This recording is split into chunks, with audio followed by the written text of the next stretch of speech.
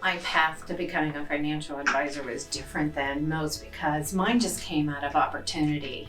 I had a part-time job, I saw a need, and was asked to step into this assistant role, which then eventually I saw where I could add value sitting in meetings and putting people at ease with and get their questions answered for them.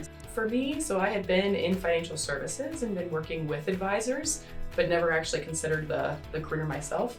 And I think as I worked with advisors, kind of seeing the ability to help people through challenging times, I realized I felt like I could make more of an impact and have more purpose doing that than working on the other side of the table there. I wanted to find something where I could help people, and I didn't want to go necessarily the medical route. People think that that's the only way to help someone is physically or mentally, but I think helping people with their finances is a huge problem to solve.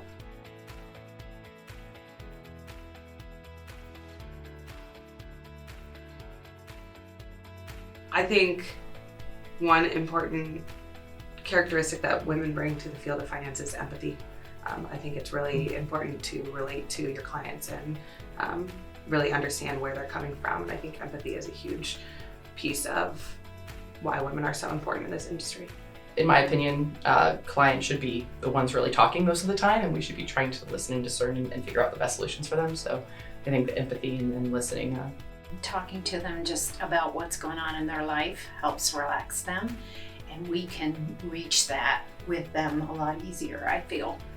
And then once they feel comfortable with us, then they're willing to share more of why they're having a concern or anxiety about a decision that they're needing to make in their financial life.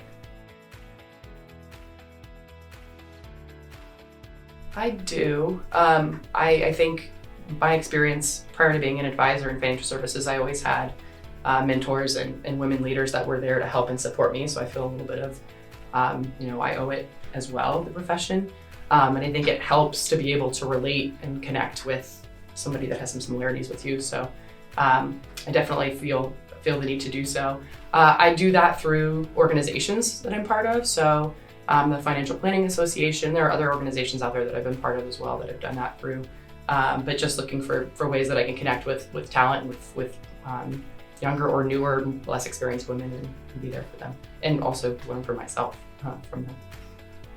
Well, and I think that our firm has done so by being part of the intern program through OSU and allowing them to come in, whether they're young ladies or young men. I mean, we've been able to help nurture some of these candidates that want to pursue this and see what our day-to-day life looks like. And so it's worked out really well for us.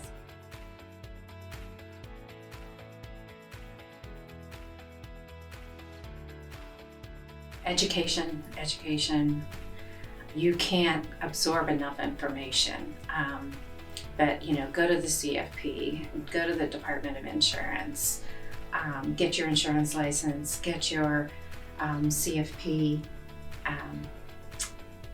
learn some about the tax codes. I mean, you just can't get enough education, I think. And once you have that, you have the tools that you need to talk with clients and answer their questions. So, and then just networking through different organizations like the FPA, Central Ohio. They have meetings every month, and then they have next gen meetings that you all participate in that I think are very helpful.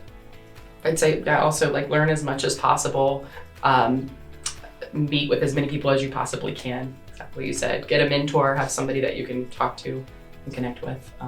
Don't be afraid to ask questions. I think it is a somewhat male-dominated field. It's trending differently now, but don't be afraid to stick out and make sure you ask those questions and get those answers that you want. Yeah, we used to say it's not a stupid question if you don't know the answer to it, so you should always ask it.